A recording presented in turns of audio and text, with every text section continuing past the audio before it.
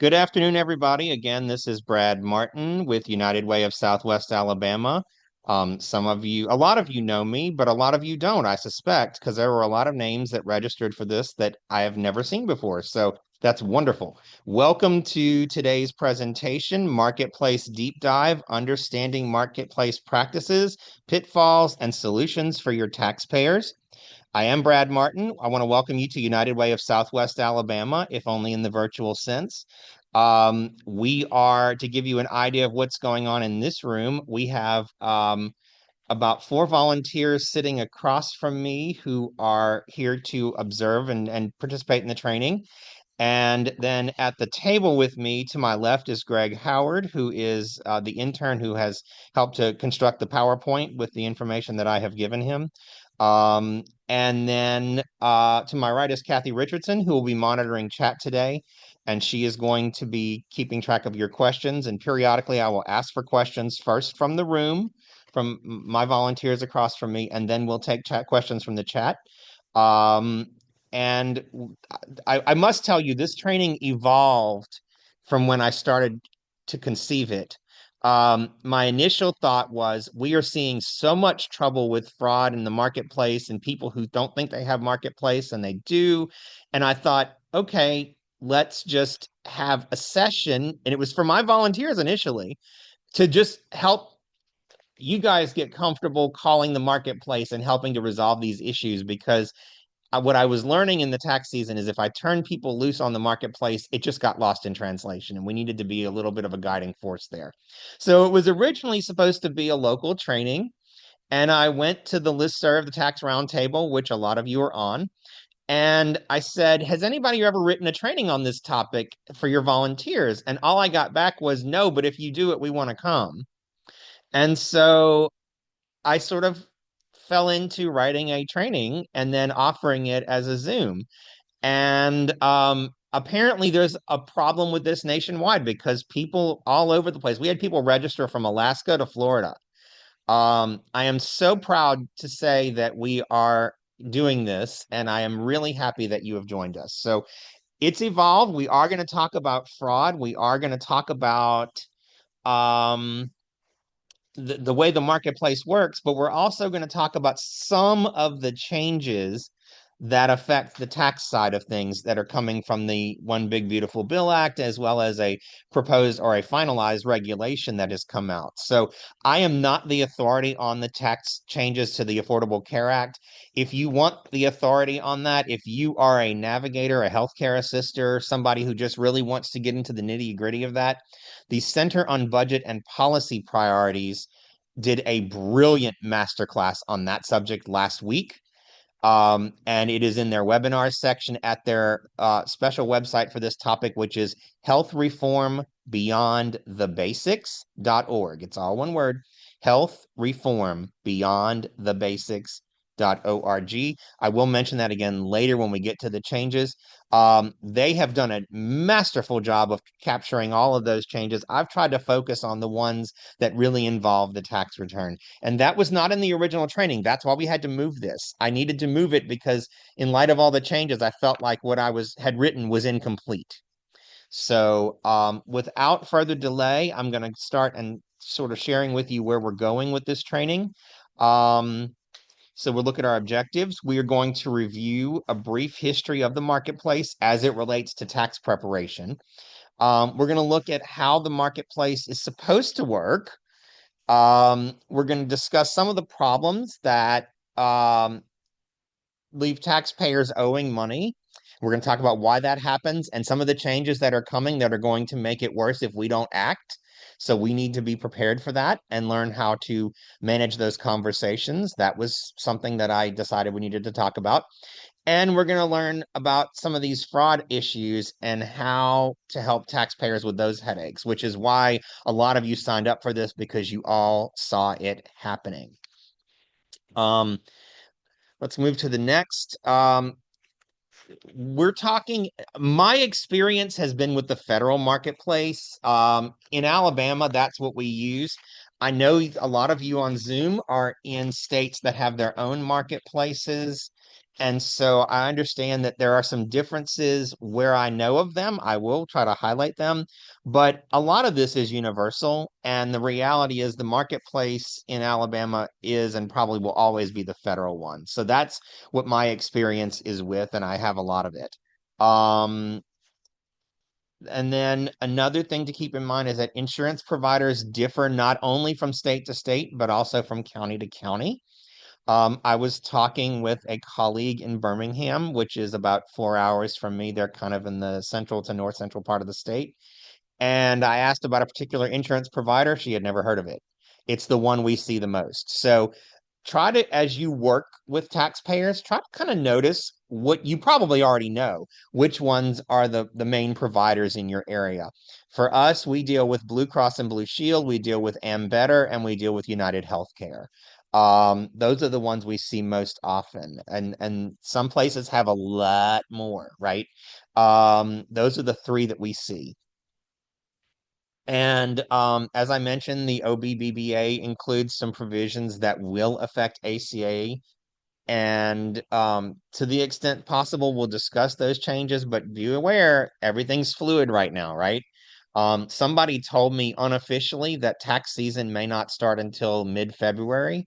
That did not come from the IRS, so please don't sign it in blood, but that is what I am hearing. And so everything's subject to change, but that's life these days.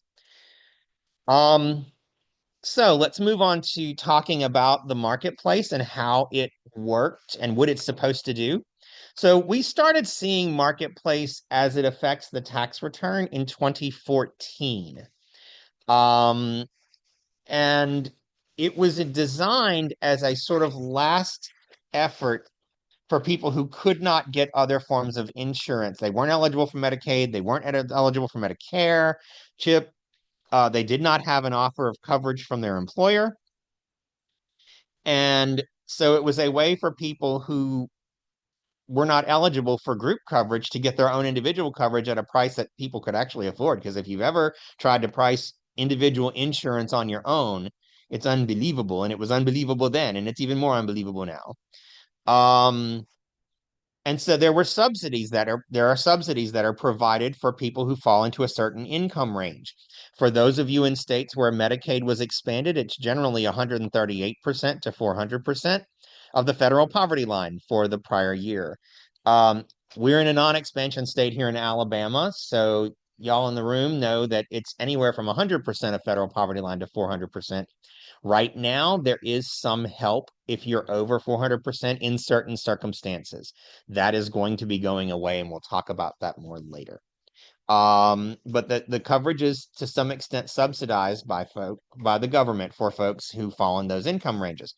Um, y'all, so those the long timers of you will remember when we used to have to acknowledge whether a person had health insurance.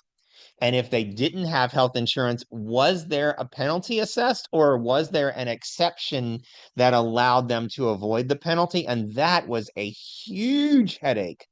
Some of those exceptions were easy, particularly for those of us in Medicaid non-expansion states. But when you had to go into the is coverage offered considered affordable? That became a 6-page article that I wrote several years ago because it was so complicated. In 2019, that stopped being a thing. So this year, all the years of software that TaxSlayer has do not ask you if you had health insurance coverage. This was the first year that we haven't had to look at that if we did back returns in quite a while. So, and that is, as far as I know, that is not coming back anytime soon. So, that was a huge thing. Now, looking at how coverage is supposed to work. Okay.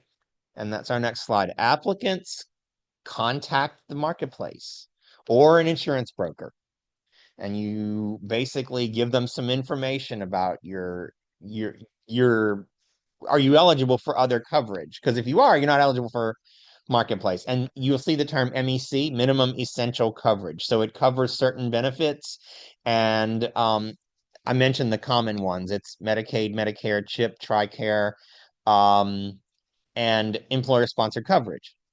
Um, if you're not eligible for any of those things, then you provide information to the marketplace. They ask about your tax family size, um, your your age. I think they used to ask if you were a smoker or not. I'm not sure if that's still a thing. I haven't looked at that. I haven't window shopped in a while. But they ask you, where you're located, your county, your city, all that, and they go through and figure out what plans are available to you and how much they're going to cost.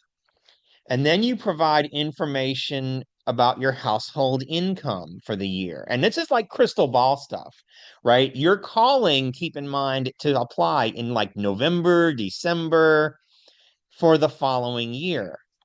And so they're going to ask, what's your household? Basically, what is your tax return going to look like when you file it in 15 or 16 months? And life happens, right? So sometimes what you think your life is going to be like is not what your life is like in 16 months. You can only imagine. But the marketplace uses that information to determine the plans that are available to you, the prices that you will pay, and the amount of any subsidies that you may be eligible for. And then I will tell you, open enrollment is the same this year, but next year it will change. It has typically run from about November 1st until about mid-January, or in some states even longer. They are shortening that after 2025. So when you get to next year, people will have a narrower window to enroll. It'll basically be the 1st of November through the 15th. Other states that don't use healthcare.gov will have the option to extend, but no more than 9 weeks, and all coverage will have to start in January. So if you're talking to people about enrollment, that's not so much a tax issue, but after this year, the window is going to be smaller. Um, um, and the open enrollment, you're probably familiar with that term. It has to do with the time when everybody can enroll. There are things called special enrollment periods, SEPs, and that's where a life change happens that causes you to be eligible to open a 60-day window to enroll, even if it's July. Okay. That could be loss of a job or change of somebody gets married, somebody gets divorced, a dependent moves in or moves out, um, child is born and is added to the coverage, that kind of thing. And then at the end of the next tax year, like I said, after you do your crystal ball thing in about 16 months, you come back to us and we file your taxes. And we hope that you guessed well when you held up your crystal ball. Um, Too often people don't guess well, or they intentionally don't guess well, depending. I've had people admit to me that they lowballed it so they could get cheaper insurance, and then it comes back and hits them when they file their tax returns. You've seen it.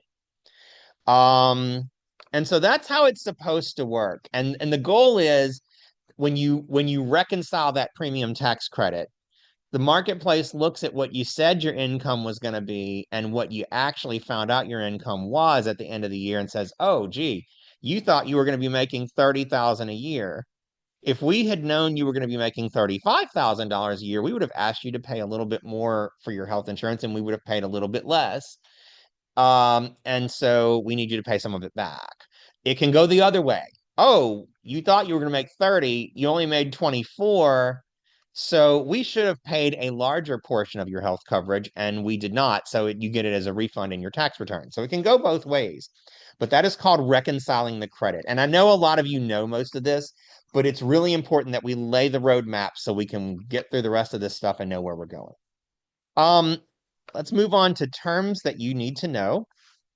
Um, so the first one is the federal poverty guideline, and this is just a measure of income that they use to determine whether you're eligible for a subsidy. And you can see now, those of you in Alaska, you know that you have a different federal poverty guideline. Same with anyone who's in Hawaii. The other 48 states use this table, and it shows your family size. It shows 100% of federal poverty line, 138% of federal poverty line, and 400%. Why do they care about the other columns? 100% is normally, in most cases, if your income is below 100% of the federal poverty line, you're not eligible for um, coverage under the marketplace. There are certain circumstances where it may be allowed, but it's generally pretty rare and going to be getting rarer. 138% is there for those of you in Medicaid expansion states, because if you're below 138%, then Medicaid expansion should cover you and you don't need marketplace. 400% is usually the ceiling for getting a subsidy, the premium tax credit, as they call it. If your income is 401% or higher, there are some rules that have been in place for 23, 24, and for 25 that will allow, if your cost for insurance would be more than about I think it's 8.05% of your household income. It goes up and down a little bit periodically, but it's always been between 8 and 8.5% somewhere. If you're over that, if your cost for insurance would be more than that percentage, then you might be able to get some subsidy in these years, even if your income is above 400% of the federal poverty line. That will change after this coming year. So we'll go back to that and we'll see that in a minute. I'll show you. We'll talk about it. Next term we're going to look at is the applicable figure. That is a horrible name. It tells you nothing, right? And we've got part of the chart here. It's way too big to show you the whole thing, and it wasn't worth creating 100 zillion slides for every percentage. But what you see is based on your federal poverty guideline as a percentage, it shows you what is the applicable figure. And the applicable figure measures a percentage of your household income that you are expected to pay if you buy into the benchmark silver plan. We'll talk about that in a minute. So basically, that applicable figure is a percentage that gets multiplied by your household income for the year, and that determines it's used to calculate how much subsidy you're allowed. So applicable figure is a horrible term. It means nothing to you, but that's what it is. And then the other term is annual contribution amount or monthly contribution amount.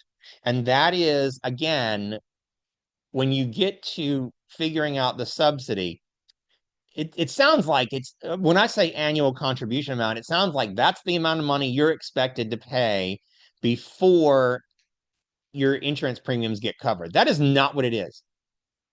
It is the amount you would be expected to pay if you bought what's called the second lowest cost silver plan. So let's talk about that. The plans come in different metals. You never knew insurance and metal had anything in common, right? Bronze is the lowest value plan. So it's cheaper, but it doesn't cover as much. I'm going to get the numbers wrong if I try to give you the actuarial values of these, so I'm not going to try. But bronze is the lowest, and then silver is generally the next highest. It's a little more expensive, but it covers more than gold. And in some places, you have platinum. The last time I window shopped in Alabama, in Mobile, we did not have platinum, but that's been some years. That was before Ambetter.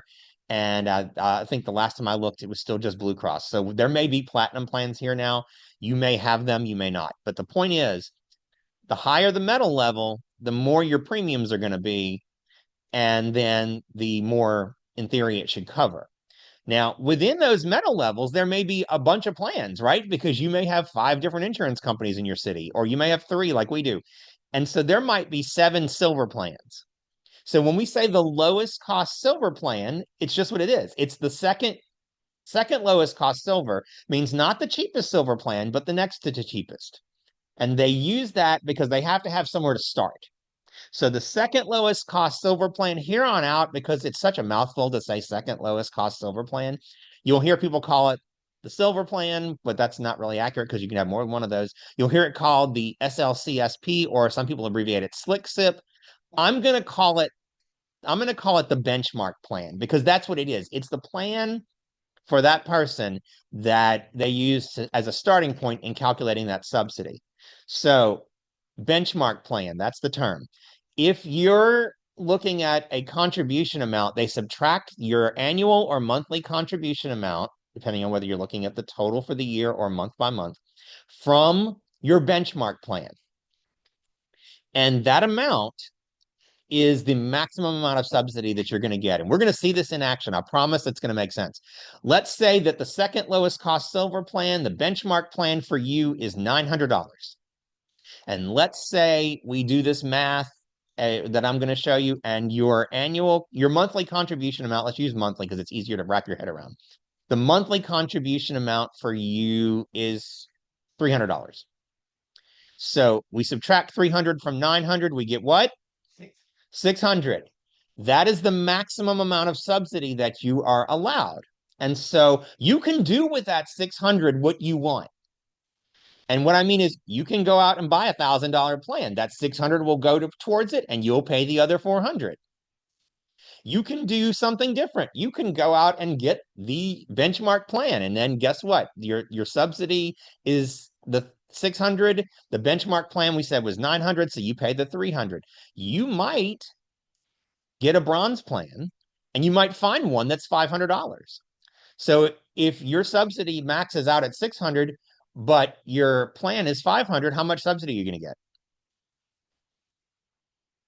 How much subsidy are you going to get? 100, right? Well, the subsidy is going to cover the plan, right? So if the plan costs 500 and you're allowed up to 600, they'll send Blue Cross or United Healthcare or Molina Medical, they'll send them $500. They're not going to send them the other 100 because who does that?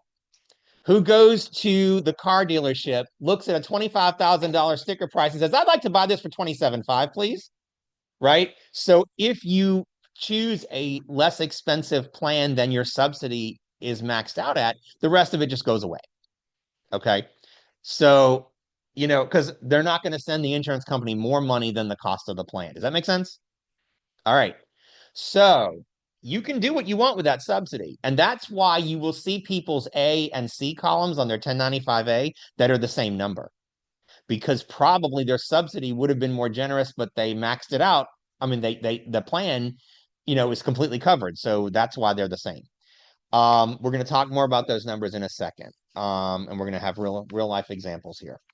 So we talked about the applicable figure, and the monthly and annual contribution amounts. Let's move on to shared policy allocations, which is a bugaboo.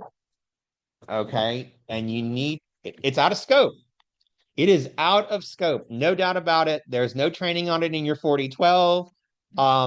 I have done them for friends and family, and I have to look at the instructions for the 8962 form whenever I do it. And I also have to sometimes refer to publication 974, which will give you a headache. But you need to know how to spot it. And I'm telling you now, you want to spot it at the beginning and not at the end.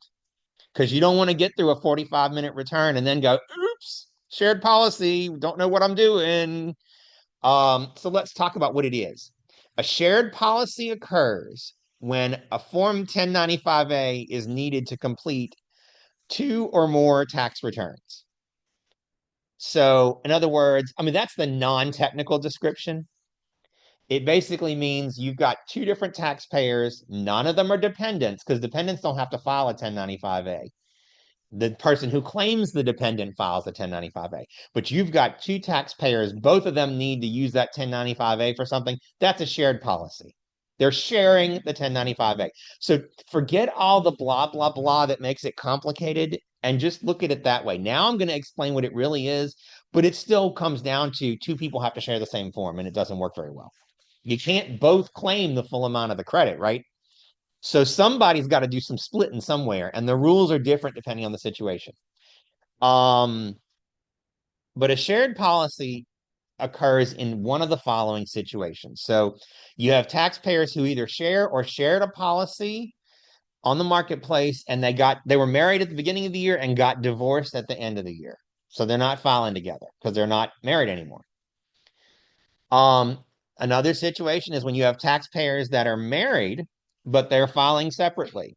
And that is very punitive. As you know, anyone who's done taxes for 5.5 minutes knows that married filing separately punishes you all kinds of ways, including when you're doing tax returns with Affordable Care Act insurance. Because premium tax credit is generally not allowed for married taxpayers filing MFS. unless they're victims of spousal abuse or abandonment. Um, or they can file head of household because they have kids at home and their spouses have lived apart for at least 6 months. You know the deal. Um, so if they're married and filing separately, the third situation where you'll see that is a taxpayer is claiming a dependent, but someone else is insuring that dependent under a marketplace policy. So let's say uh, Bob and Alice are not married. Bob is filing a return, but Alice and Bob has the child on his health insurance, and Alice is claiming the child as the dependent. It's not a problem if Bob's health insurance is from his job. That's okay. But if Bob's on Marketplace and Alice is claiming the kid, now they've got to share the 1095A. It's a shared policy allocation. Does that make sense? Okay. Um, because what happens is too often we say, oh, well, you've got four people, but only one of them's on the marketplace. But you don't know if we don't always ask about how those other people are insured. And then we file the return and we get an 8962 reject. And it's because, oh, I didn't realize my daughter was on insurance through her mom. I didn't realize it was marketplace. So sometimes those questions don't get asked until it's coming back around to you. And that's when you find out. The fourth and final scenario where you'd see a shared policy is when you have a taxpayer who is not claiming someone such as their young adult child as a dependent, but they are insuring them under a marketplace policy. Because you can keep your kids on your insurance now till they're 26. So you can have a 23-year-old who made $30,000 last year and still be on your insurance. But they're filing their own return because they made $30,000 last year, right? So that can happen. And I have been guilty of not catching that and having it come back to me and say, oops, didn't realize that you were on a marketplace policy with your parents, even though you made $30,000. So all of those situations, again, are out of scope for VITA and TCE programs. So it's best to figure out if any of them apply before you get hip deep in a return with 3 Schedule Cs, 2 brokerage statements, 5 W-2s, and a gambling slip, and then realize after you put all that in that you're in trouble. Who's been there? No, you don't. Well, go ahead. Michelle has a question. Go ahead. Those marketplace questions aren't asked until after you almost get to the end of filling out all the forms. Yes. So how do you prevent that happening Well, beforehand? well, you're going to go through their paperwork and see what they have. And if you see that 1095A, it's best to go ahead and just ask the question. All right, and we're going to look at a 1095A in a minute, and I'll show you exactly how to assess that situation real quick. We're gonna in just a minute we're gonna look at a 1095A. So that'll make it a little clearer. And I've become very gun shy about starting. Someone says they could not hear the question. Oh, Michelle asked, okay, thank you. Michelle asked if you don't, since we don't do the marketplace section of the return until the very end, how do you know if you're in that situation? And that's why my response is go through and look when you spot a 1095A before you start putting in everything, go ahead and ask the questions and make your notes on the intake form about insurance and go ahead and ask who are these people on this marketplace form that are not on your tax return, or you've got 4 people on your tax return and you're the only covered individual on the marketplace form. So how are the rest of them insured through some other means? Do they not have insurance? Is it that they have insurance through the marketplace? We got to figure that out before we get hip deep. Another question, maybe we should request that the marketplace question should be closer to the top of the intake form or highlighted. Yeah. You mean and to the person who asked the question? Martha Lewis. Martha, are you thinking the intake form? You're saying on the intake form that we have them fill out as opposed to the tax slayer itself, correct? Because it's hard. I would agree. Yes. Yes. Okay. I think I believe that the intake form has probably been finalized this year. Y'all, with all the changes going on at IRS, I think they tried to keep changes to a minimum. That is probably a great question for next year. And if I can get myself on that committee, I will certainly raise it. That's a good point. So that people are drawn to it before they get to page 3 or whatever it is. Someone else comment, Beth Dodge said the screener should be trained to highlight the issue. Yeah, and that's true too. And that's why those of us who are trainers need to do a good job at conveying what we just talked about to our volunteers. Because sometimes you don't have screeners. Sometimes you are the screener and the preparer. But that's true. If you've got somebody who's doing that, it would be a good point to have the screeners who are going through the application process to ask those questions about marketplace. And that is an excellent point. They don't necessarily need to be tax law certified to just ask all of these people on your tax return, how are they insured? Is it through the marketplace? And then the trick becomes people don't know they're on marketplace, but we'll get to that in a minute. So let's look at an example of a situation. We're going to talk about Alex Abbott for just a second. So the scenario is Alex is single and has no dependents. All right, we're going to make this easy. Why make it painful? Alex holds 2 part-time jobs, neither of which offer health insurance. Now, that should be offers, right? Grammarians out there. Alex is not eligible for coverage through any programs like TRICARE, Medicaid, or Medicare. Alex contacts the marketplace and reports an expected income of $24,000. That's the crystal ball thing, right? Alex receives a generous subsidy that covers most of the health insurance cost for a silver plan. In September of the tax year, Alex unexpectedly inherits an IRA from a parent and elects to take the $35,000 in the IRA as a lump sum. Alex files a tax return the following year showing a modified adjusted gross income of $59,000. Those of you on Zoom cannot hear. My volunteers across the way are like sighing, gasping. Just the anxiety in the room is now palpable. Okay. Alex's income now exceeds 400% of the federal poverty line. And for a family size of 1, it's not hard because the federal poverty guideline. Greg, can we go back to that federal poverty guideline screen so we can see what 400% would be? $58,320. He's just over. And because there's not a repayment cap for somebody whose income is that high, unless he gets some subsidy for the affordability issue, which probably is not going to be the case.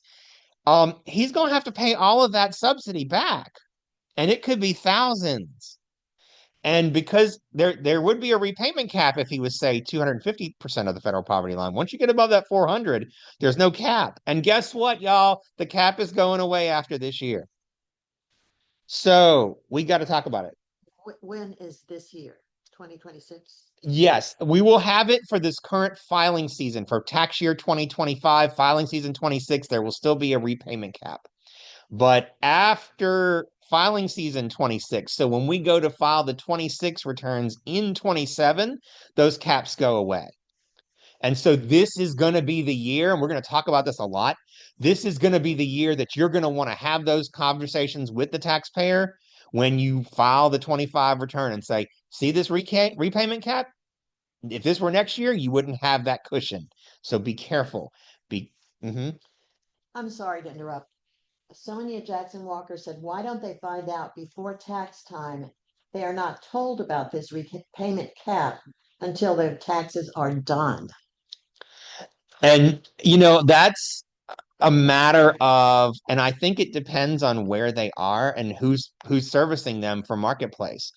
Because what happens is, and I've had a mixed bag of responses. Some people knew that they were underestimating, but they were like, I had somebody tell me flat out, I knew that, but if I gave a low income, I'd be able to afford my insurance. It'd be cheaper, and I can get on a payment plan with the IRS. That is not going to work long term. And I told somebody that. I'm like, fool me once, shame on you. Fool me twice, shame on me. They're not going to let you keep playing that game.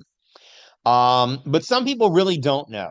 And it's the disparity is in how the broker that you deal with, a lot of people go online. You know how it is trying to do it. You ever try to do a web chat? Oh, I hate it.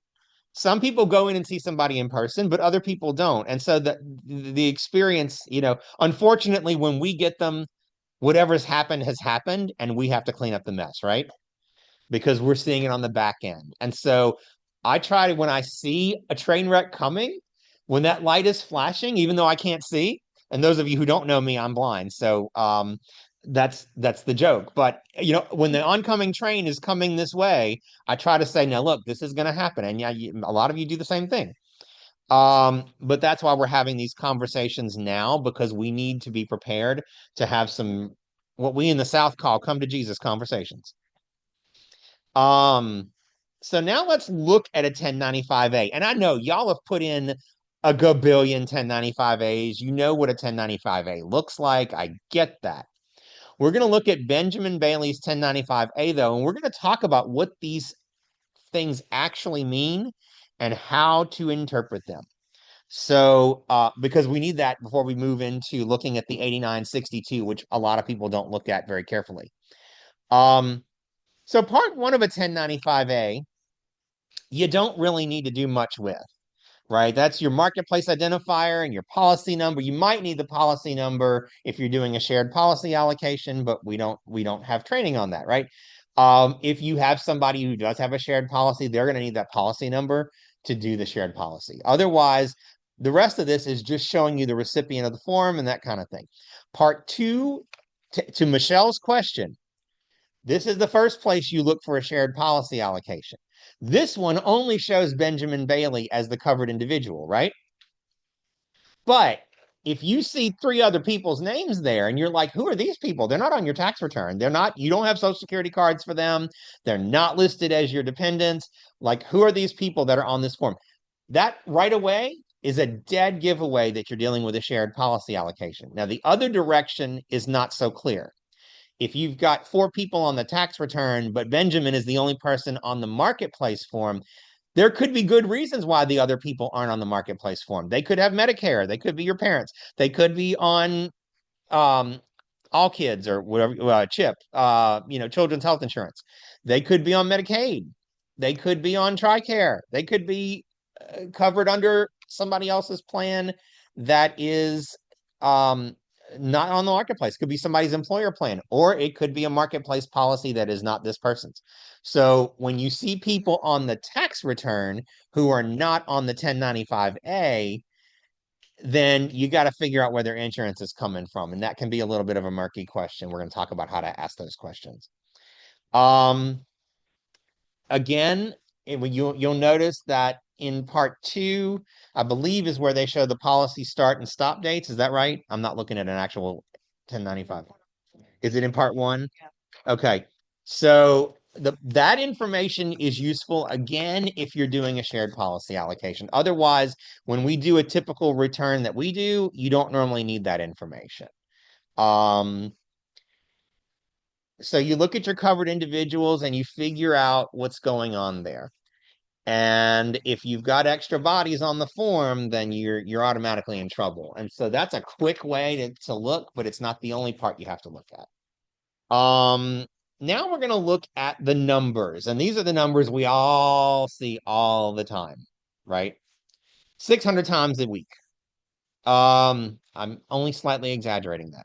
I remember when Marketplace was relatively rare and the IRS made it part of the advanced curriculum because they said hardly anybody has it.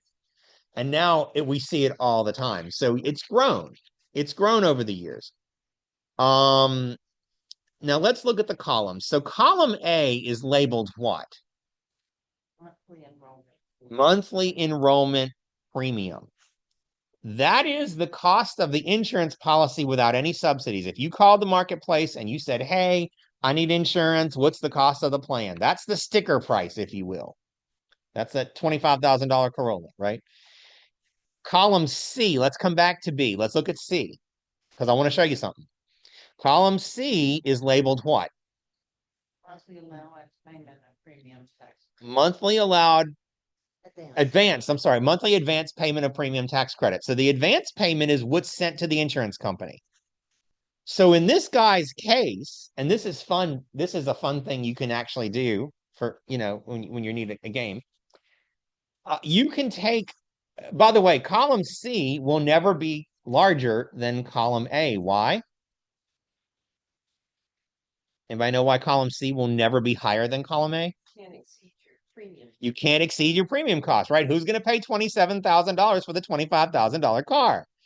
So again, it goes back to what I said. So in this case, this guy's monthly subsidy was $713, and I'm rounding, and his full premium is $774 rounded, right? $773.64. So if we subtract C from A, we're looking at about $61, correct? That would be the amount that your taxpayer is probably paying per month. So you can blow their mind, and I've done this, and say, so it looks like you're paying about $61 a month for your insurance. Is that right? And they're kind of like, how did you know that? Now, is that always the case? No, because sometimes the policy will have like a dental rider or some additional thing that they can pay for themselves that's not covered by the subsidy. So sometimes that's not accurate, but more often than not, that gives you a pretty good idea about what they're paying per month for insurance. Now let's look at column B. There's our benchmark plan, right? Our second lowest cost silver plan. I think that should be a tongue twister. The benchmark plan, in this case, the guy's benchmark plan is basically $753 a month, correct? That would be the second cheapest silver plan. So he got a $774 a month policy. So his policy is more than his benchmark plan.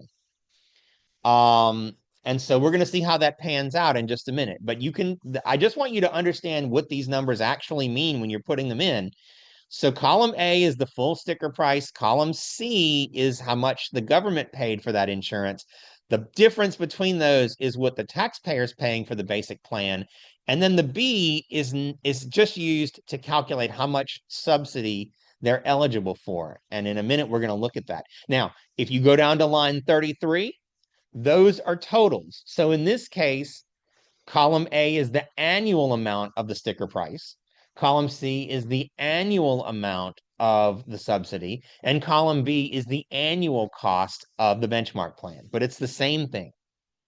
And y'all may remember, if you are a long timer, that when we had TaxWise, I know that's a dirty word, we used to have to put the numbers into the form, and it looked like an 8962. So I would always tell people, column A goes to A, column B goes to B, but column C goes to F. And on the next screen, you're going to see why I say C to F. So I always tell people A to A, B to B, C to F, not C to C. And we're going to see why in just a second. So let's move on to the next screen. And this is an 8962. Um,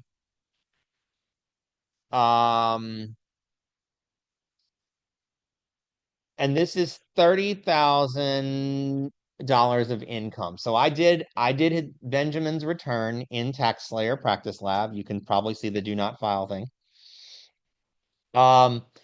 And I did it with $30,000 of wage income, just a W-2, just to give us some income to work from. And now we're looking at an 8962 form, correct? Now, let's look at these lines, because how many of you, especially those of you on Zoom, how many of you, if you have the hand raised thing, you can just tell me, don't regularly look at this form when you print the return? I mean, some of you probably, you know what? I'm not going to make you confess. A lot of people probably don't look at that form. Let's just say that. We look at the 1040 and we say, oh, you owe, basically because you had too much premium tax credit. But we don't really look at the 8962 form, right? So let's understand what that form is telling us, because it really gives you a lot of information. So let's go line by line. I know this is exciting. Line 1 is your tax family size. Who can tell me the difference between your tax family and your coverage family?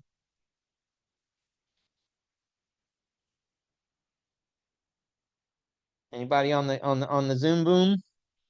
Anybody in the room? This is Judy Allen. Your coverage family could include young adult children who are under 26 and who may file their own returns and not be a dependent. Kind of, sort of, but actually what the 8962 instructions tell us is your tax family is the number of people on your tax return. Your coverage family is the subset of those people who are on your marketplace plan. So to Judy's point, those folks who are shared policy holders on another return are not part of your coverage family. That's Okay. their coverage family. But the um the tax family is everybody. You know, when you're in Tax Slayer and it says, did you have marketplace? And you say, yeah. And then you move on to, well, what about please verify your household members? And it's got everybody listed on the return. I can't tell you how many volunteers have said, but only so and so is on the marketplace. How do I get these other people off of there? You don't want them off of there because you want your tax family to be everybody, because that raises your federal poverty guideline, which lowers your percentage, which makes you eligible for deeper subsidies. So you don't want to delete those people off. This is asking about your tax family, not your coverage family. So that is the first point of information. Line 2 in 3 has to do with your household income. Line 2A is the taxpayer and spouse if it's a joint return. 2B is dependents who are required to file a tax return. Your kid who made $3,000 working at McDonald's does not have to list their income. Your college student who made $15,000, if they have to file, that income does appear online. And remember that modified adjusted gross income for purposes of Form 8962 also includes your non-taxable Social Security, your tax-exempt interest, and any foreign income. So this is what stings people. They may have received a Social Security lump sum settlement, and even if you split it using the lump sum election, it doesn't help you for insurance purposes. It all counts. And so you end up with a really high modified adjusted gross income for insurance purposes. So be aware those items factor into lines 2 and 3. 3 is just the addition of 2A and 2B. Look at line 4. This is his federal poverty guideline going back to that chart. What we look at, he is in the 48 contiguous states. And so his federal poverty guideline, 100% would be 14,550. Is that right? 580. 580? 14,580. Thank you. So 5 is asking you what percentage of the federal poverty guideline he is. What is he? 205. 205%. 6, okay, line 6 is very important because it's going to come back. What is line 6? What does that mean? Saving something fun for you later. Well, Janet says we're saving something fun for you later. What it really means is that in a previous life, that line had something on it, but now it doesn't, and we didn't want to have to renumber all the other lines. So we just said available for future use. And guess what? Next year, not this coming tax season, but the following tax season, I think future use will be present again. What it means, because I went back, and you'd be forgiven for not knowing what used to be there, because I couldn't remember either. But I went back to an old 8962, and line 6 used to ask, is your household income above 401% of the federal poverty guideline? If yes, you are not eligible for the premium tax credit. And that is going to happen again. So in 25, you're okay. But in 26, that line is probably going to pop up again, and it will not be needed for future use. It will be used for present use. So just so you know, that future use thing, but it's basically, we didn't want to renumber all these lines and redo all this code. So we're just going to make it a placeholder, but it's coming back. So then we look at, there's the applicable figure on line 7, right? Which I told you is a percentage of your household income that's based on your federal poverty guideline. So he's at 205% of the federal poverty guideline. And what is his applicable figure? 0.022. Whoa. 0.0220. So 2.2% of his household income is his contribution amount if he elects to take the benchmark plan. Okay.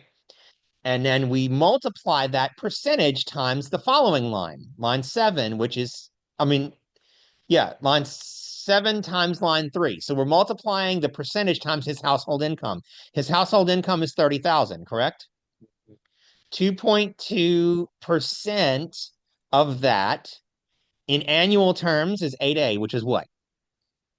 660. And monthly is how much? 55. $55 a month, or 660 for the year, right? That's the annual or monthly contribution amount. Now we're going to see how that plays in. So line 9, are you sharing policy amounts with another taxpayer, or do you wish to use the alternative calculation for year of marriage? Y'all, I looked at that alternative calculation for year of marriage stuff, gave me a headache. But remember, we just talked about shared policies. If you answer yes to that question, the return's out of scope. Okay? We said no because it's just him on the return and it's just him on the marketplace form. It's all easy peasy. Why complicate it today? Line 10 is asking, do you get to use the totals or do you have to go month by month?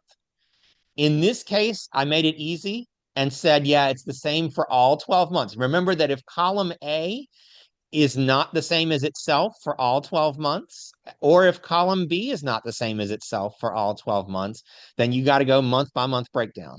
But in this case, when we looked at his 1095A, it was 774 all the way down column A. It was 753 or whatever it was on column B all the way down.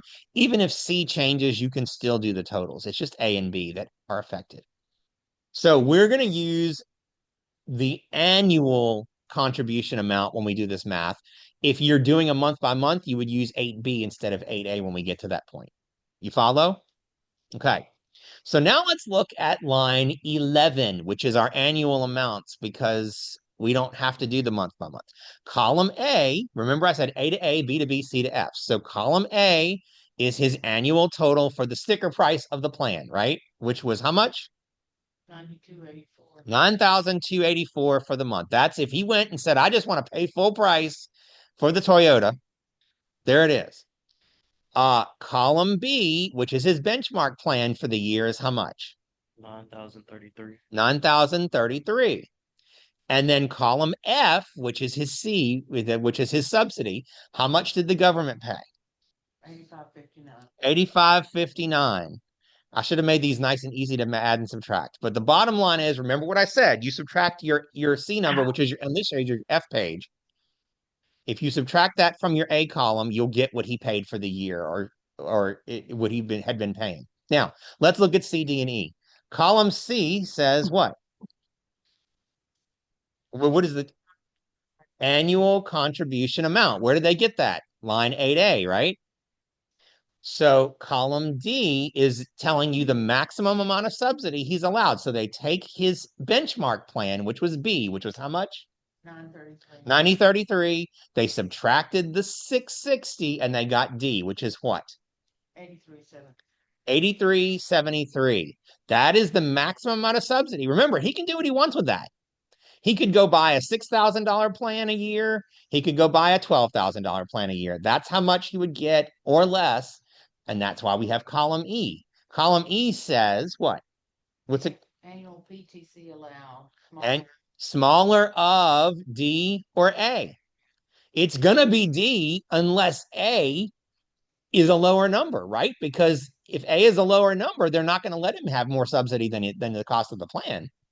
Otherwise, it's going to be D. I used to find these numbers so complicated to figure out what are they doing.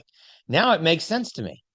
And so he's allowed a subsidy of, what was it, 80? 8370. 660. No, on E, column E. He's allowed 8373 based on his actual income. He got how much subsidy was in F? 85.59. 85.59. So he's off.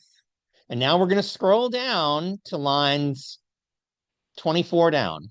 24 is if he had, you're going to see he's off by $186. In which direction? He got Positive. he got too much subsidy, right? So he's got to pay it back. Now this is important. Line 27 is called what? Excess advance payment of PTC. And that, see, he's over by 186. Excess means he got too much. His repayment limitation on 28 is what? 950. Okay, so he's good, right? He did well. He didn't even have to hit the cap.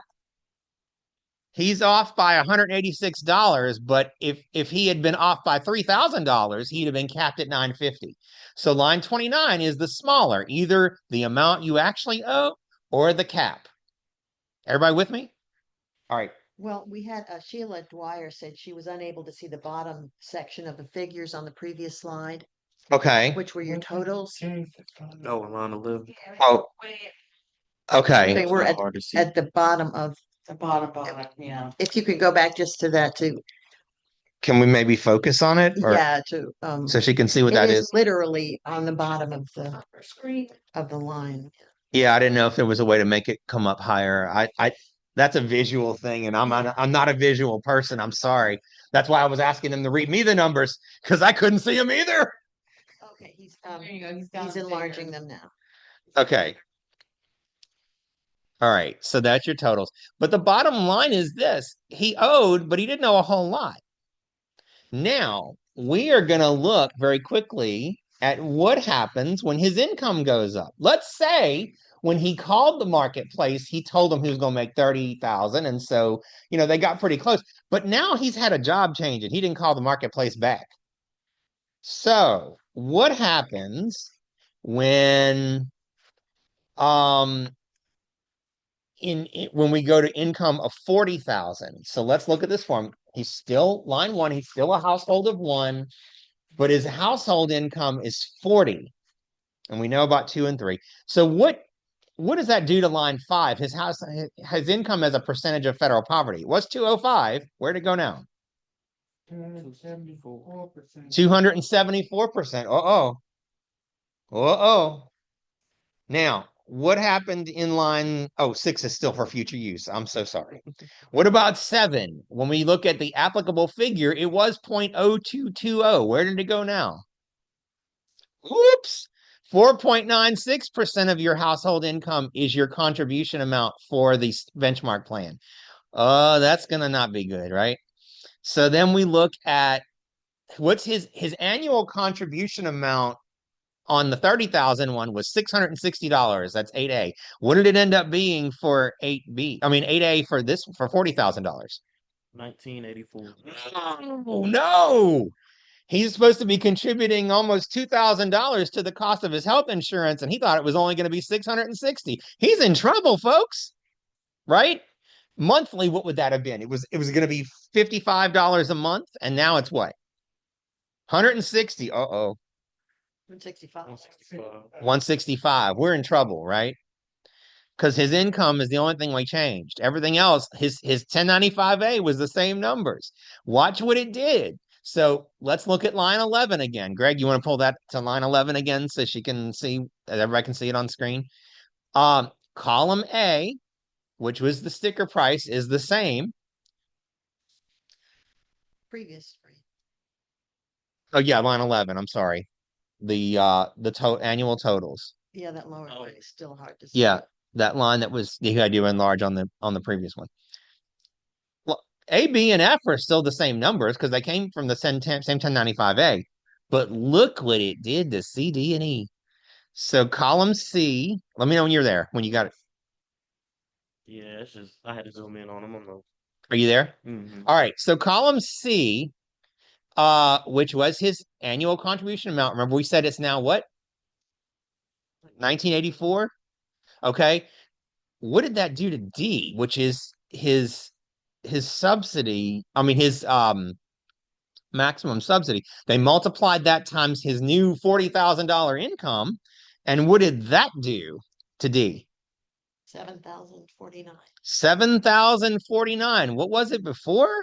It was a lot lower than that, right? So then they subtracted D, or they subtracted his D from his B. And what did that give us in E?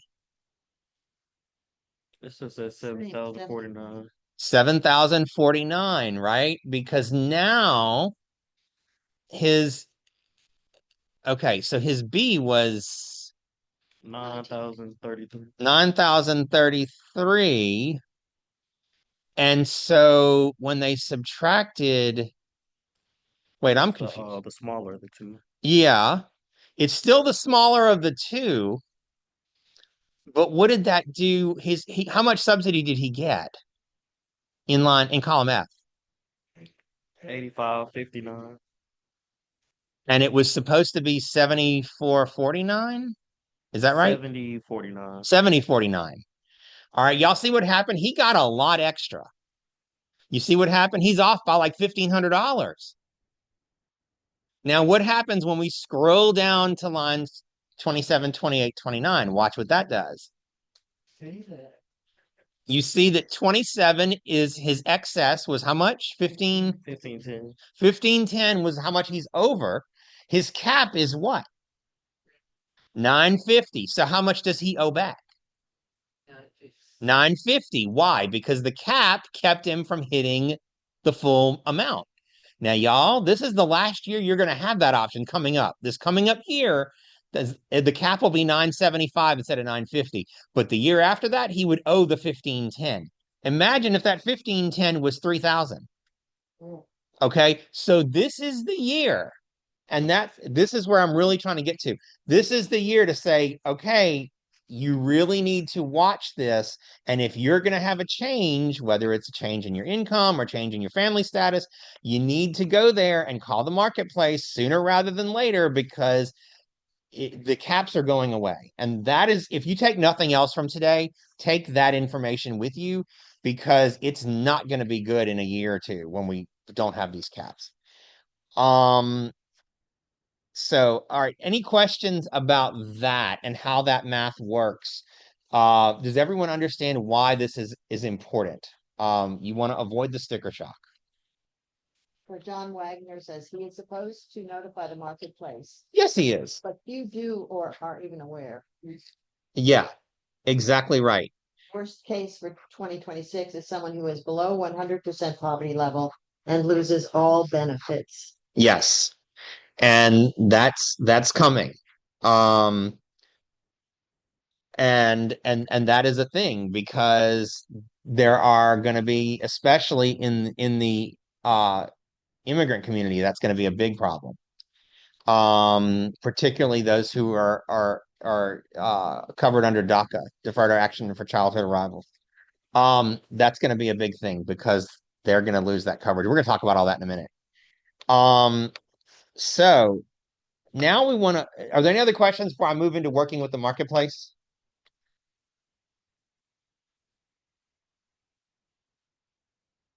And if not, we're going to move through because I know I've talked a little too much.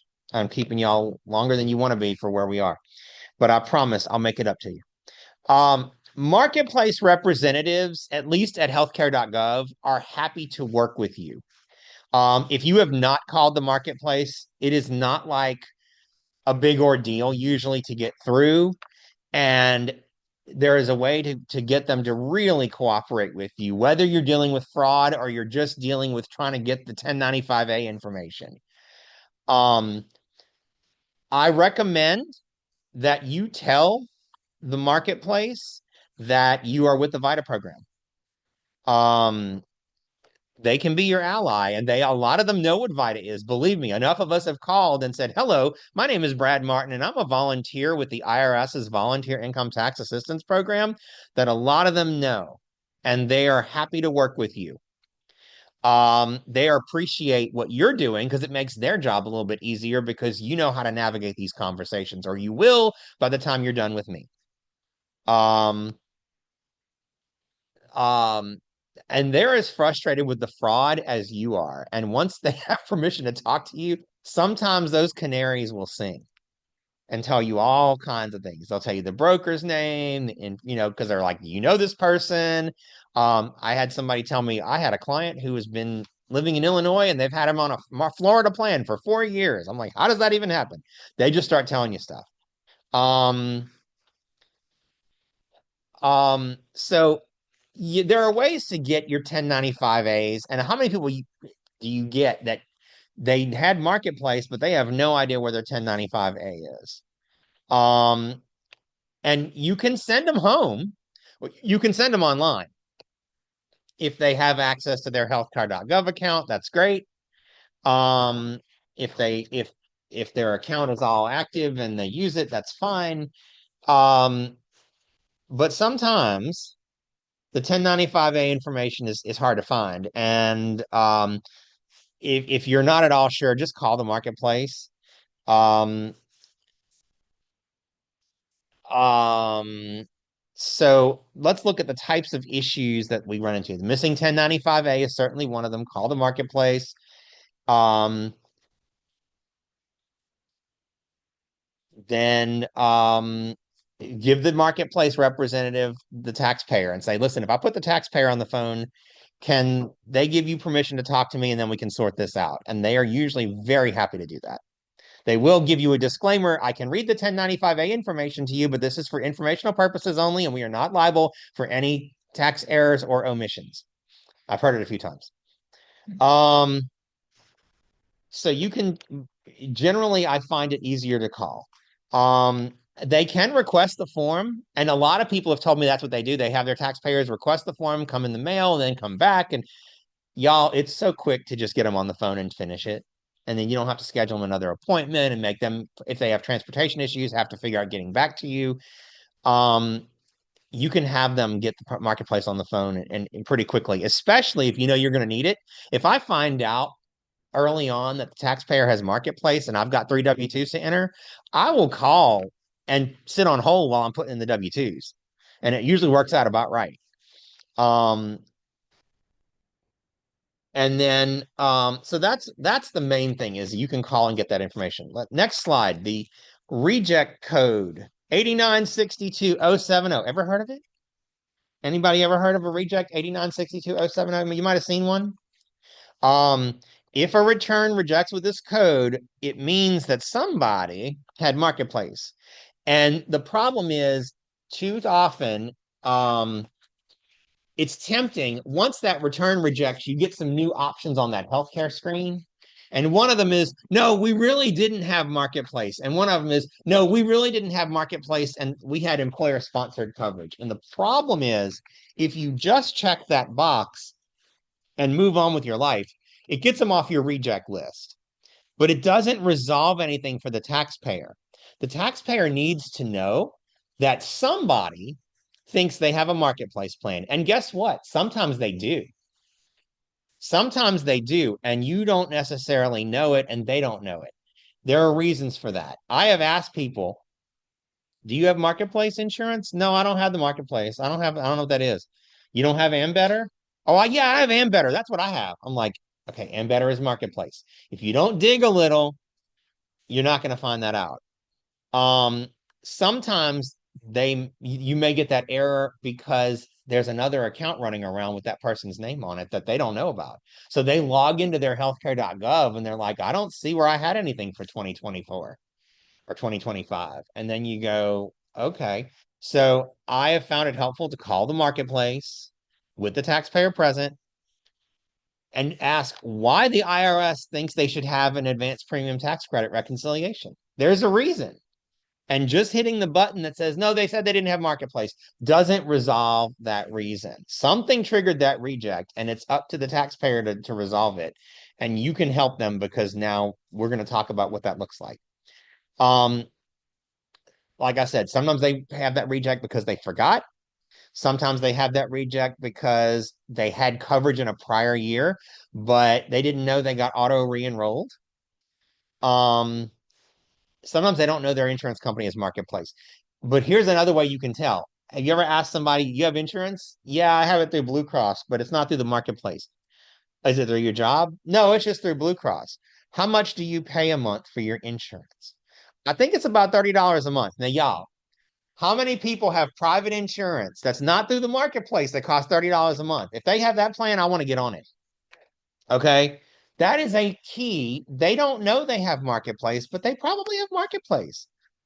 And it's okay to call the marketplace and say, "Hi, I'm working with Kathy on her taxes, and she doesn't think she had marketplace, but from what she's describing to me, it sounds like she does. Can you take a look and see if you have her in your system if I put her on the phone?" And they are happy to help you with that. And it takes 5 minutes, maybe 10. Usually I'm on hold less than 10 minutes. And I get them on the phone, and they'll get on the phone with your taxpayer, look them up, and then, is it okay to talk to Brad? Yes, it is. For how long? Just today. I had a guy not answer that question correctly. I called a year later, they still had me on the file. I'm like, no, no, no, no, no, no, no, just today, please. I don't need to know his whole life history. Um, Another reason that you can run into this problem is if the taxpayer has market case, I said this, in a prior year and got automatically re-enrolled. And they don't know it because that can happen. And if they don't have a premium any month, they can get re-enrolled and never know because they're not missing a payment. And that can happen. Sometimes it's that they had insurance like in January, and then they got a job with health insurance and they got off of it in February. But that was so long ago, you're 15 months later, they forgot that they were on Marketplace. They thought that was last year. So it's worth calling. The other reason you'll see it is if taxpayers were fraudulently enrolled without their knowledge. Has anybody ever had that experience? Maybe in the room, I'm hearing it. I'm sure on Zoom, I'm hearing it too. Everybody's saying, yeah, because it happens to so many of us with taxpayers. So let's talk about how you spot fraud. And I want to caution you, I'm about to name a whole bunch of ways you can see it. It doesn't necessarily mean it's fraud. There may be perfectly logical, legitimate reasons for things to be the way they are, but check out these things and see if you can spot a problem. All right, so let's look at the signs of fraud. W-2 forms include code double D in box 12, indicating that they had employer-sponsored coverage. Okay, because if you have employer-sponsored coverage, you are not supposed to be on the marketplace in most cases. And it's possible. Like I had a guy who had two W-2s, and both of them had DD codes, indicating that he had insurance through each of those companies. And that was in fact the case. He had insurance through company number one. He left them, went to company number two. But is it possible he worked for company number one from January through June? And is it possible he left company one and went to work for company number two in July, but there was a 90-day waiting period before you get on their health insurance? So is it possible that July, August, and September, he legit had marketplace coverage? Yes, it's possible. But it may be that there's a problem. And if you call the marketplace and they say, "Oh no, he was on, insurance through the marketplace all year." Well, that's not right, or it shouldn't be. Something's going on there. You got to figure out what's going on. And so, see what's going on with that. Pay attention to the answers that you get. Another one, the taxpayer can't find a 1095-A in their marketplace account. So they actually have a healthcare.gov account, and they log on and they look and they say, "I don't have anything." I have had people legit tell me when I call the marketplace, "Oh, she has 4 accounts in the marketplace," or "She has 5 applications for 2024. And the taxpayer is going, "Wait, what?" And that's what it is. Somehow they've gotten enrolled in these other plans. Their plans have been changed 4 times. They don't know. They got enrolled and there's no notification. I'm going to tell you all a story in a minute. Bedtime story. Sometimes columns A and column C are the same. A lot of times you'll see A, B, and C the same. There are plenty of situations where that's right? If you are right in that sweet spot where you don't have a premium or an annual contribution amount for the silver plan, you take the silver plan, the second lowest cost silver, And the subsidy covers the whole thing. Yeah, A, B, and C can legitimately be the same thing. But a lot of times when you see that, it could be fraud because the best way to keep the fraud going is to not have you owe a premium. Because if you don't know you're in a plan, how are you going to pay a premium for it? And if you don't pay the premium and there is a premium, you're going to get cut off and that broker is going to lose their commission. So fraudulent plans often set you up with a $0 premium so that it can just go on and on and on and you never know the difference. Does that make sense? They don't want you to get terminated for non-payment. All right, more signs of fraud. The taxpayer's income is wrong. Now, sometimes that's because the taxpayer underreported, overreported, or had a life change. But sometimes it's underreported. I have had taxpayers tell me that the insurance broker said, I'm just going to put it like this and it'll be fine. And that is a wonderful sales tactic because if I tell you you can get insurance without a monthly insurance premium, that sounds very attractive. And and it sometimes happens that they'll sign them up for it and they're thinking they're getting free insurance and then they get walloped over the head when they go to file their taxes. So sometimes there's something shady going on there. Again, sometimes it legitimately works out that way where their income is underreported because their life changed. They thought they were going to be married all year and then their marriage fell apart and took the kids and now they're a tax family of one and oh my God, it's a mess. So, you just have to listen to the circumstances and really talk to your taxpayers, okay? Um, this one's funny. The taxpayer's email address is wrong. I mean, yeah, it's possible the taxpayer could have created an account with the wrong email address, but the way they make you verify it with your code and everything, that wouldn't necessarily probably happen. Um, and what about if there are other errors, like the taxpayer's name is wrong? Is that bad? Taxpayer's address is misspelled. Um, their grandkids are listed as their kids. I had one client for whom almost all of those applied. We called the marketplace. All right, so now here's the bedtime story. And then we're going to move on to how to call the marketplace and have that conversation. But I'm going to tell you the truth. Lady came in and her return, we filed it. Everything was great. Return rejected, 8962070. I went to the volunteer who prepared the return. We discussed it. She said, we discussed this. We talked about it. She has insurance through her job. She works at the hospital. I said, okay, you had the conversation. You did everything right. But I'm telling you, somebody thinks she has Marketplace. So I had her come in and I was going to have her call the Marketplace. She was, pretty with it. I thought, and I said, no, you know what? Let's just call them together because at this point, the taxpayers freaked out. They're being called into the principal's office about their health insurance and they don't know why. So we call the marketplace. And to sum it up, they literally had her email address was wrong. It had an extra digit in it. So if they were notifying her of any changes or re-enrollments, she wasn't getting it. They asked her, who are these three people? And they named three people. And she said, those are my grandkids. He said, they have them listed as your kids. There's a space for grandkids. That's not where they are.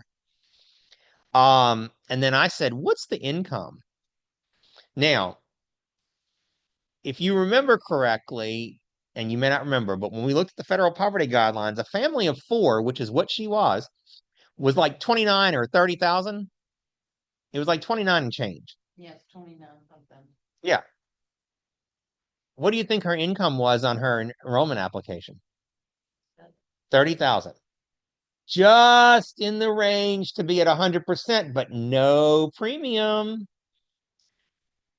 And of course, why would you want there to be a premium? You need this to keep going. And what happened was this happened in 24, but because she didn't squawk, and why would she? She didn't know she was on the marketplace, right? She didn't say anything. They auto-enrolled her for 2025. So the marketplace had to investigate it and then backdate, unenroll her for 25 and for 24. And then we could resubmit the return and not have it get clogged up while they tried to investigate whether or not she really said really had insurance when we said she did not have marketplace.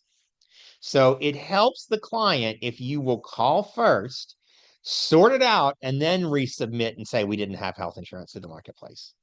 It really does. If you cannot get back with people, and I had a question from Bill Gilliland in North Carolina about this. What do you do when you got all these rejects and people won't get back to you? I would say don't just mark the box and send it. You're still putting a band-aid on an issue. I would, if you can't get a hold of them, you really can't refile the return without their knowledge of what you changed.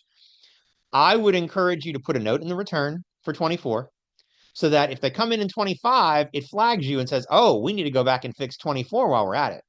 And it's going to become increasingly important that we do that. And I'm going to get there in just a second when we talk about changes to the ACA.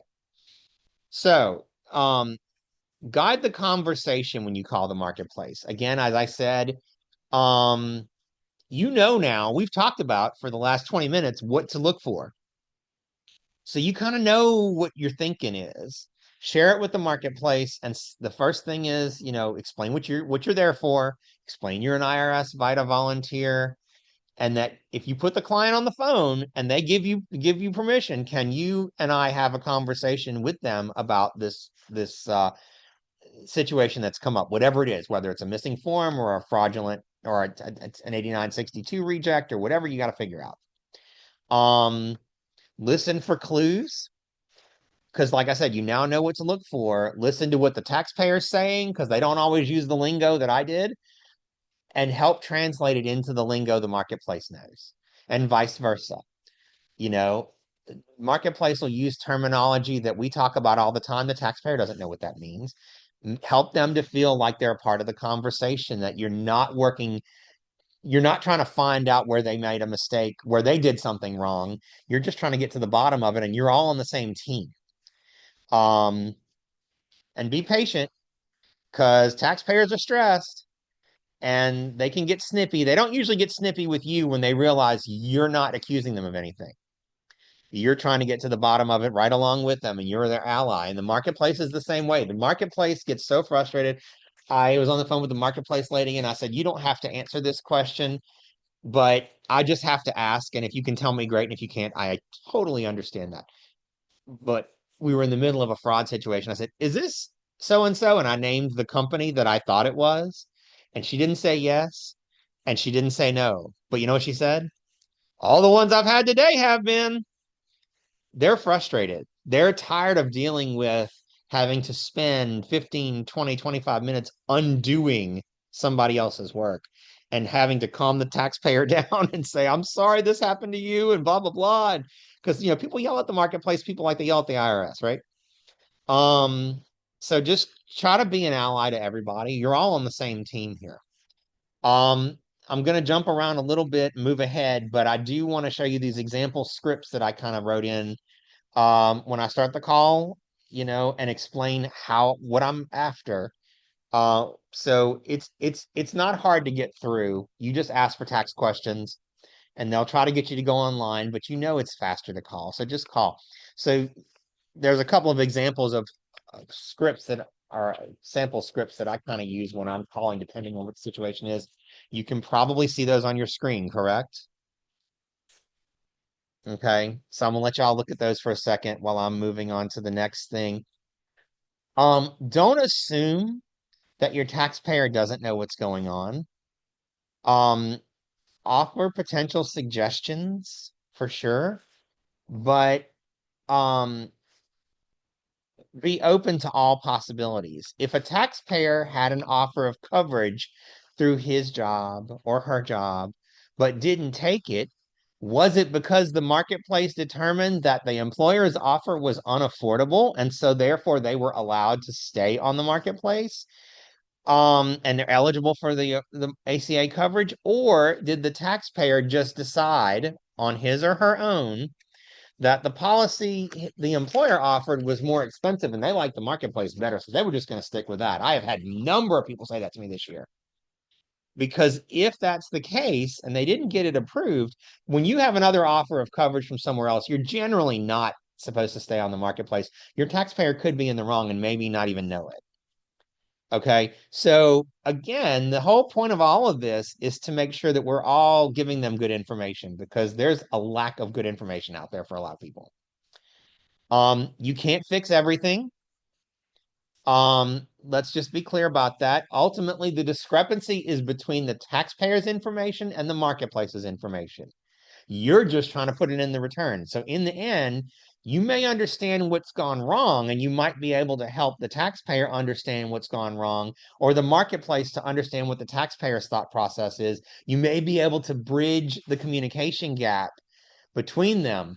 But unless whatever's needed is for you to enter the information into the return, ultimately you don't have a role in determining the outcome of the situation. Does that make sense? You can't fix it all, but you can help to make sure that everybody's working from a common starting point and the rules are being followed, which is what we try to do. And the that's basically the questions for that section. Anybody got any questions before I go into changes? We have questions and comments in the chat. Okay. Okay, I'll do most recent first. How long does Marketplace take to sort out an erroneous or fraudulent enrollment? It's quick. You'd be surprised. I've had clients who we've called, we've had that conversation. I've had the reps say flat out, this looks like fraud to me. I'm going to start an investigation. And within 1 to 2 weeks, they get a letter saying you're clear. So it's generally not like 6 months like you expect when you call the. Did I say that out loud? I'm sorry. And here are a few comments. Terry Reed said, we have had companies sign up employees for Marketplace. Oh, Yeah, and there are things called employee health arrangements where they can, reimburse you for your marketplace. But I have heard of that as well. Debbie, my volunteer Debbie has told me the same thing, Terry. I've not seen it myself, but I believe Debbie because she sees a lot of stuff. And the employee thought it was Employer sponsored coverage. Wow. Sonia Jackson Walker said, I've seen this. My client had a Marketplace account, but no 1095A. Mm-hmm. And John Wagner said, yes, that's why an invoice is needed to focus on the transaction, not the eligibility list. Yeah, it's tricky.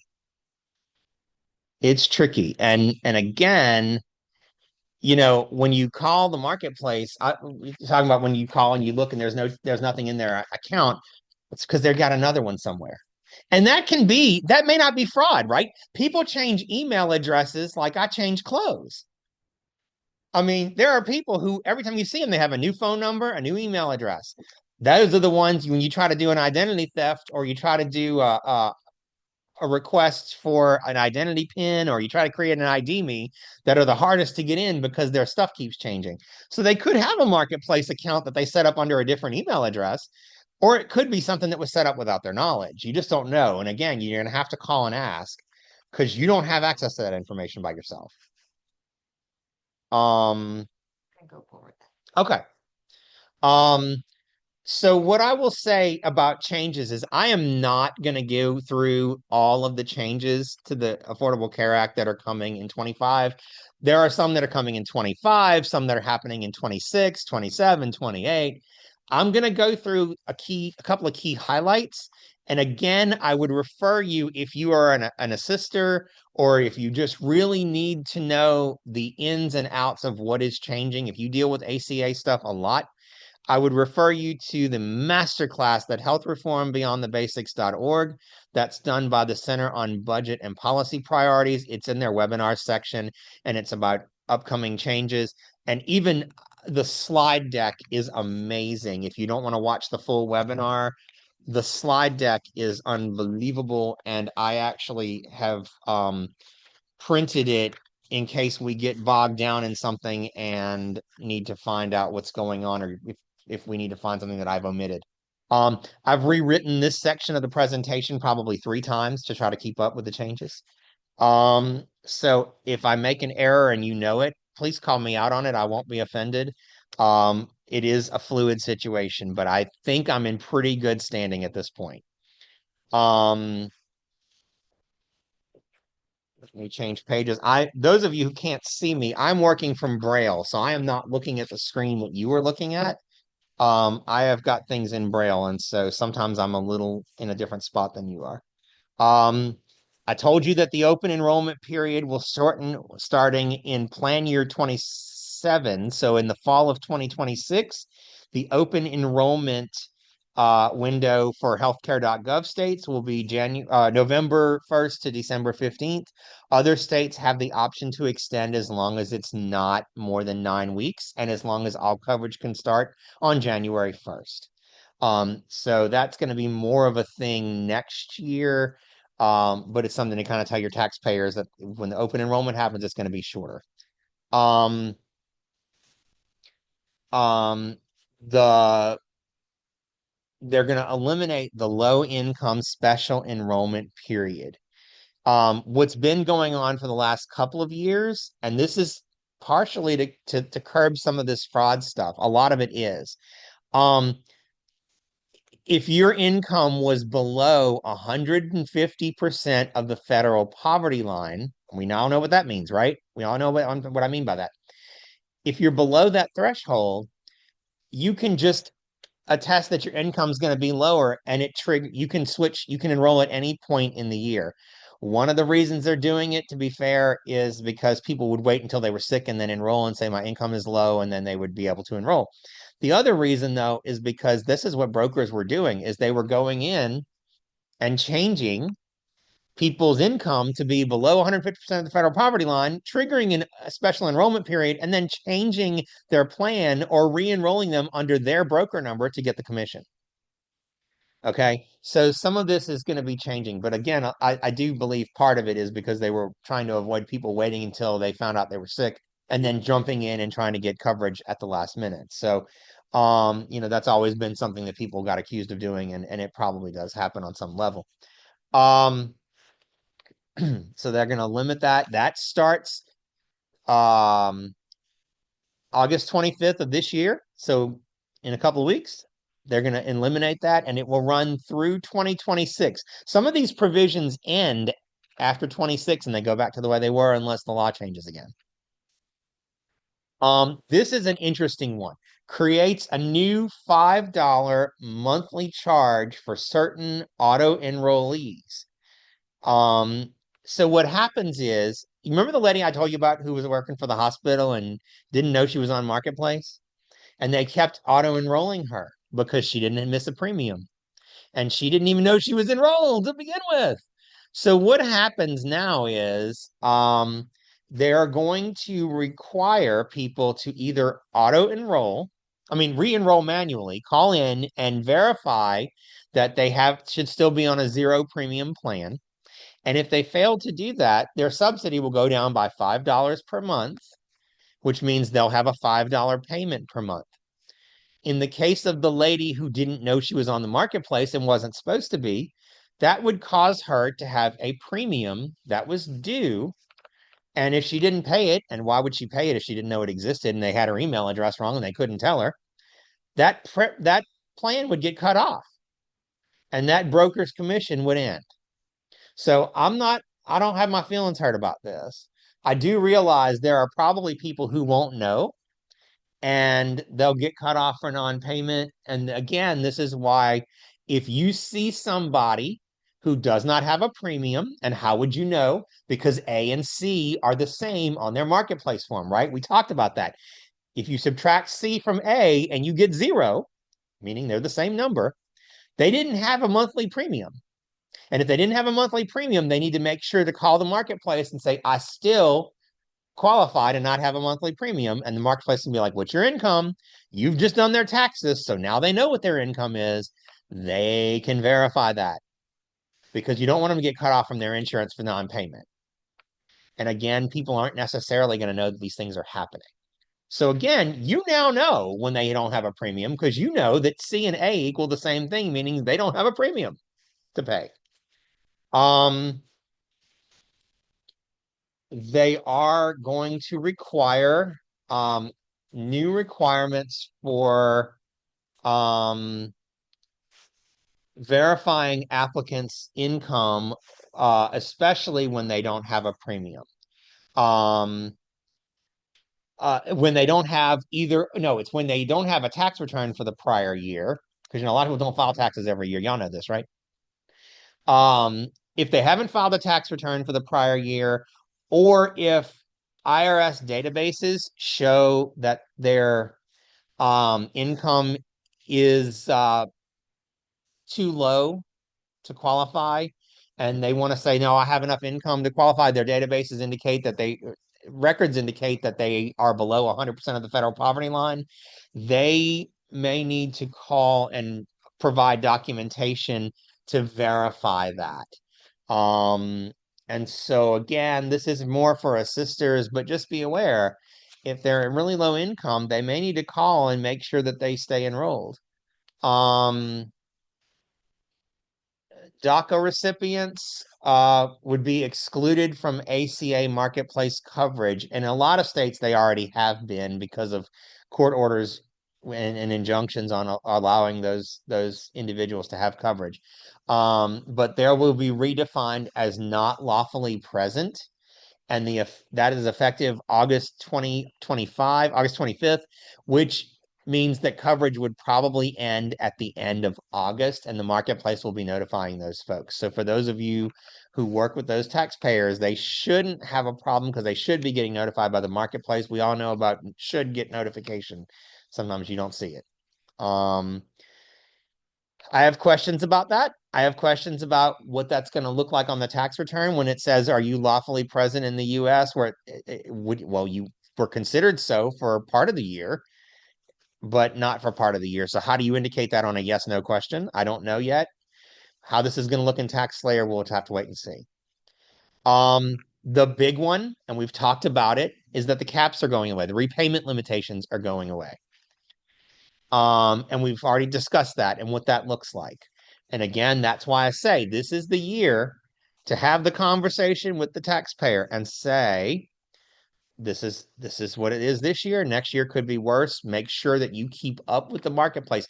If you're saying to me, and several of you have, people come in and they don't know they're supposed to call the marketplace, then maybe we should be telling them that. Maybe it's not our job. Maybe it should be the person who sold them the insurance to tell them and remind them that they need to keep up with the marketplace. But maybe that person didn't. And we know, and if we, you know what they say, when you know better, you do better. So if we see it, we should probably say something.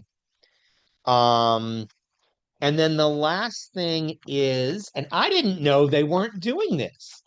I've always been under the assumption that you had to file to reconcile your premium tax credit every year. It used to be that way.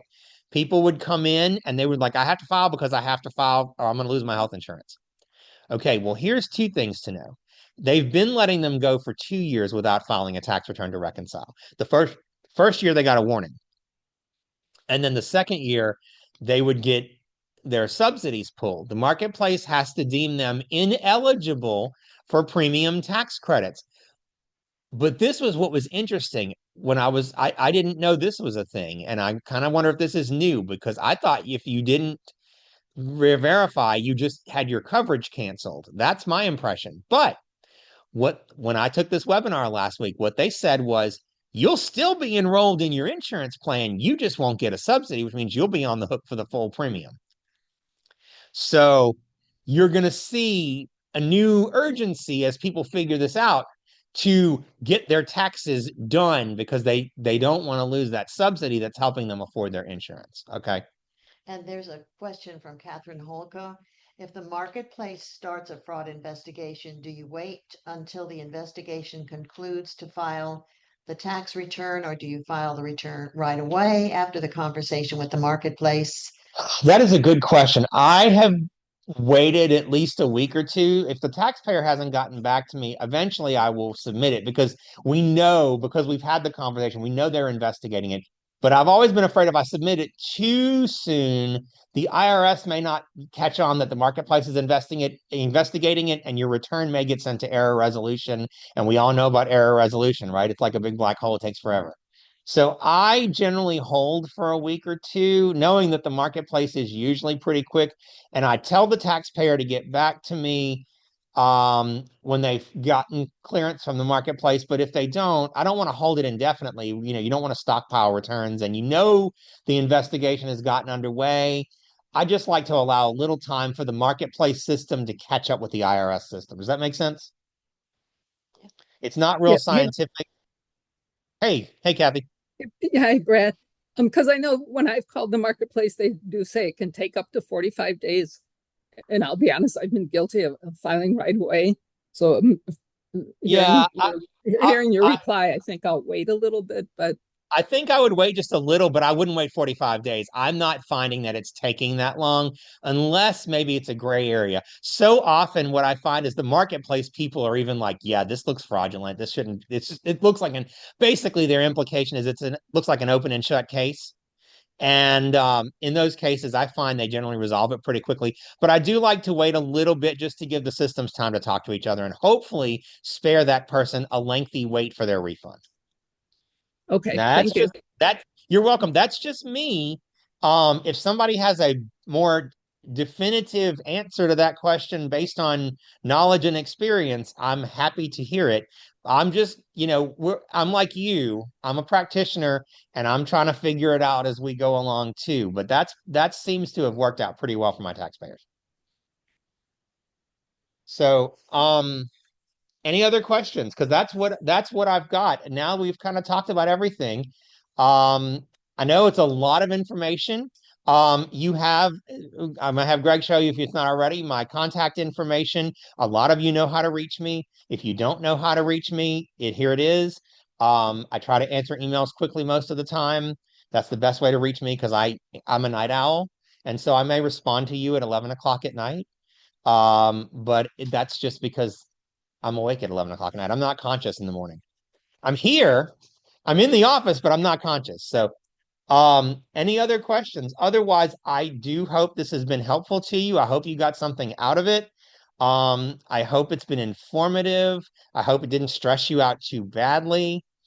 But I'm looking forward to hearing from you. If you have questions, I do want to give you good information.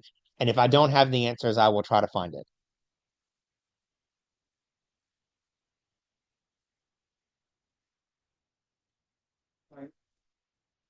If there are no questions, I hope you have a wonderful rest of your afternoon. I know it's late for those of you on the East Coast. We don't normally do webinars this late. I'm in Central Time, sorry. But those of you in Alaska are probably happy to have one a little later than 9 a.m., right? Um, have a great afternoon, and we will be posting this to YouTube. So if you have colleagues who have not seen it, I'll be sharing that URL once we get our a video posted, and you'll be able to show it whenever you need to. Thank you and have a great afternoon and enjoy your day. Can you